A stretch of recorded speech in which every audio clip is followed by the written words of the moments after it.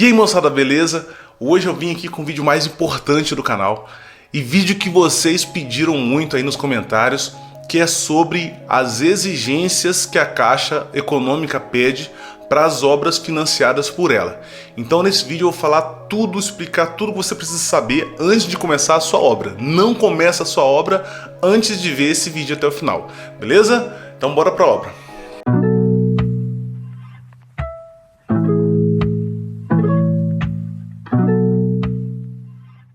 É o seguinte, muitos de vocês estão me perguntando aí sobre esse bigode. Eu tive uma promoção no meu trabalho, eu sou agora cabo do Corpo de Bombeiro aqui em Minas Gerais. Então a gente teve uma promoção dia 31 e a gente combinou lá na ala que a gente trabalha de todos deixarmos o bigode. Então eu quero perguntar para vocês se mantém esse bigode ou tira. Então vamos conversar sobre assunto importante que você veio pro vídeo para saber. Quais são as exigências da Caixa para sua construção? Para isso, eu vou tentar fazer uma coisa diferente. Eu vou colocar uma telinha aqui, e aí você vai acompanhando na tela, beleza? Bora para lá.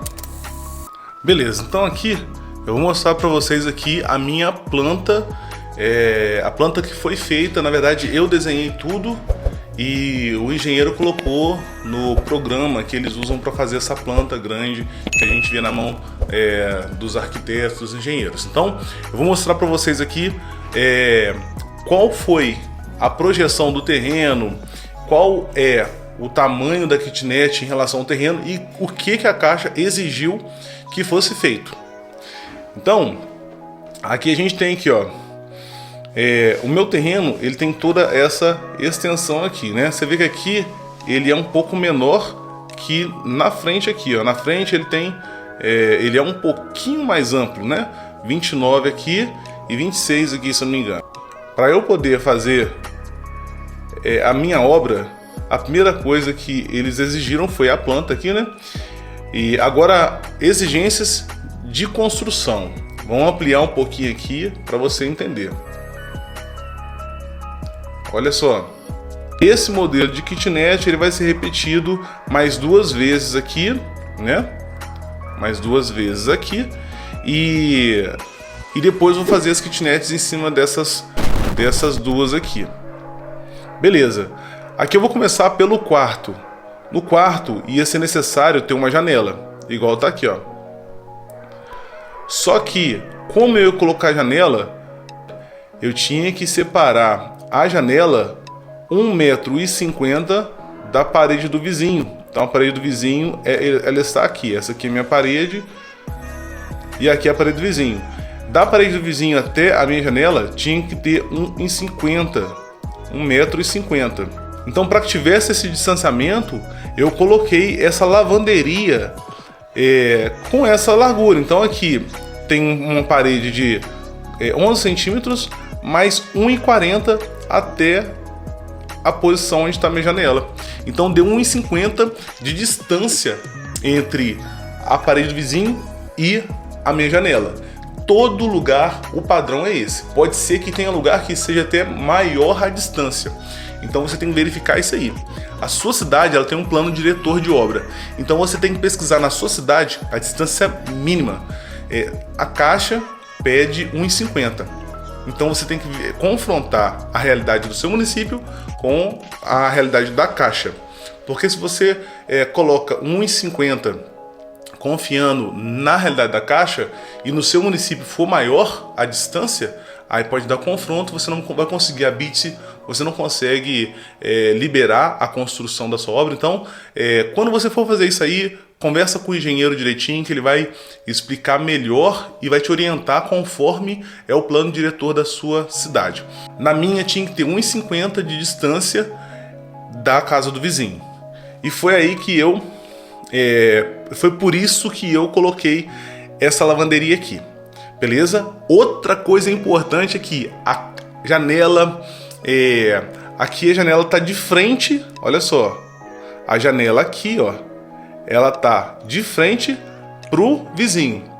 E quando tiver de lado, igual essa porta aqui, ela tá aqui, né? Vai abrir nessa posição aqui. Ela tá de lado.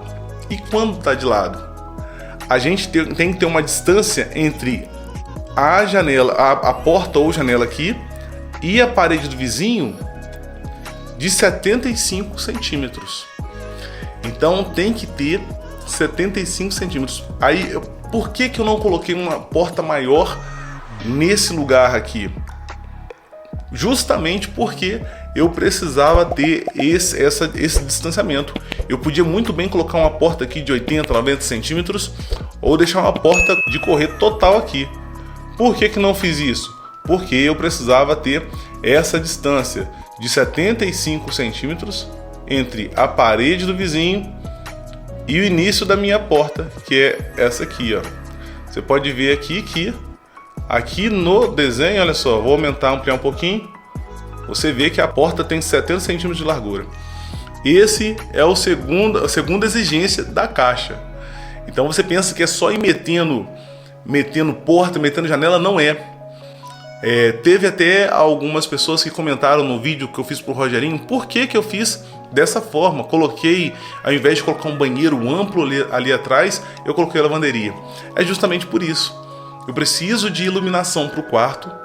Eu preciso de ter um lugar para colocar o botijão de gás, que eu vou colocar esse botijão de gás justamente aqui, ó. Aqui vai ficar nosso fogão. E aqui já vai ficar o nosso botijão de gás. Vai ter um espaço reservadinho para ele ali. Vai ficar muito top. Beleza. Na minha cidade também tem um outro fator que me favoreceu muito.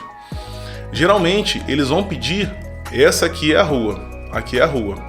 Geralmente eles vão pedir em algumas cidades para obedecer um recuo de construção. Alguns lugares eles pedem 2 metros. Então você poderia construir, no caso do meu lote aqui, eu poderia construir daqui para trás.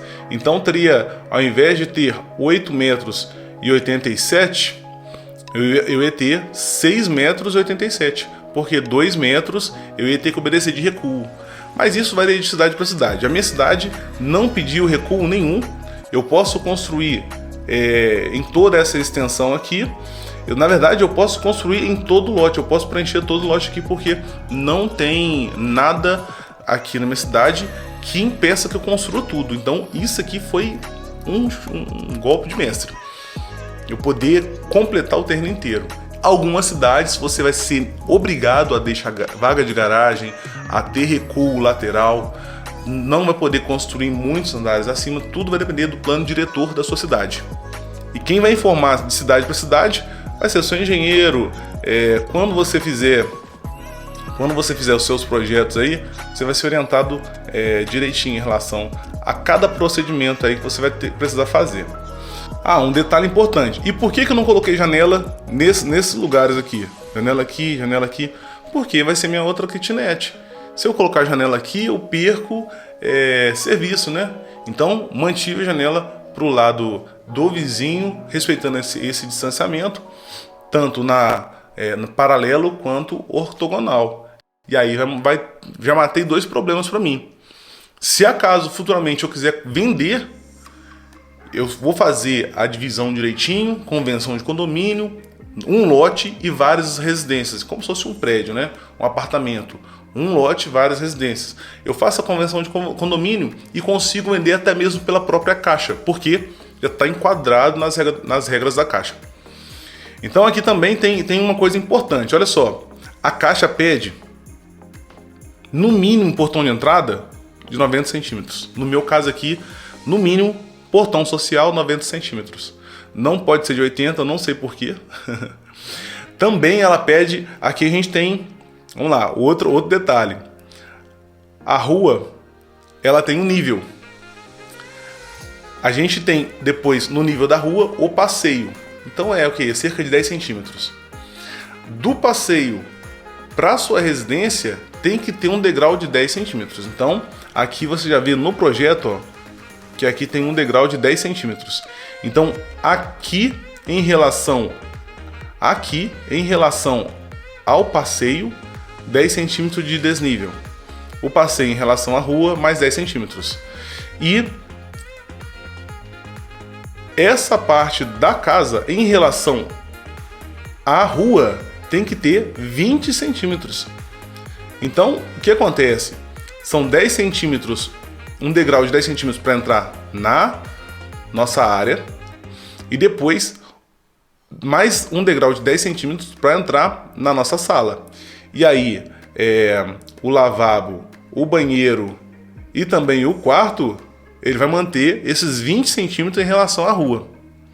Porém, quando chega na lavanderia, aqui na lavanderia, olha só, deixa eu ver se consigo apagar aqui, ó. Não consegui. Aqui na lavanderia, olha só, consegui, hein? Aqui na lavanderia, pediu um desnível de 10 centímetros acima do nível do passeio ali. Então a gente entende que da lavanderia para cozinha vai ter um degrauzinho de 10 centímetros, assim como tem da nossa área para cozinha, para sala e para cozinha. E é bom sempre estar obedecendo isso aí tudo, porque a gente sabe que trabalhar de acordo com as normas vai favorecer a gente a acertar os projetos, a acertar tudo, e na hora que for passar tudo para o nosso nome, vai facilitar muito, beleza? Então olha só, mais um detalhe. Outra coisa importante é aqui no telhado. No telhado a gente tem o quê? A telha tem que ser de fibrocimento, até porque não tem mais telha de amianto, né? O amianto ele é proibido na construção hoje. Aqui a telha tem que ser no mínimo de fibrocimento. Se você quiser colocar telha sanduíche, o que for, pode. Só que tem que ter laje e depois um telhado. E o mais custo-benefício é o telhado de fibrocimento. É o mais baratinho. Se eu for colocar zinco, R$50 um metro quadrado. Se eu for colocar aquele telhado sanduíche, eu nem sei o preço disso. Telha de barro, eu não sei também o preço, vai ficar muito caro. Então, para que colocar telha de barro em um lugar que tem laje? Então, a gente coloca a laje e depois o telhado de fibrocimento. Beleza? Aí é especificamente 6 milímetros. Então, você tem que colocar um telhado de 6 milímetros aqui na sua kitnet. Aqui também fala sobre a inclinação do telhado, tem que ser no mínimo 10 centímetros. E como que a gente, ou melhor, tem que ser no mínimo 10%. E como que a gente calcula isso aí? Você vai ver a distância que tem de um ponto onde vai ter o primeiro apoio, né? A primeira madeira, até o outro ponto, né? O ponto mais próximo da calha.